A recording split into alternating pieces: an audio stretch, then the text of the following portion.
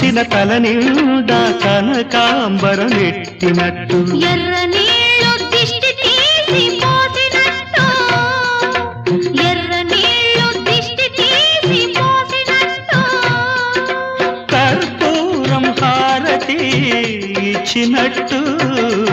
ఆకాశం ఎందుకో పచ్చబడ్డది ఆ నడుమ బొట్టేమో ఎర్రబడ్డది వీచే గాలుల తాకిడి సాగే గువ్వల అలజడి రమ్మని పిలిచే పైబడి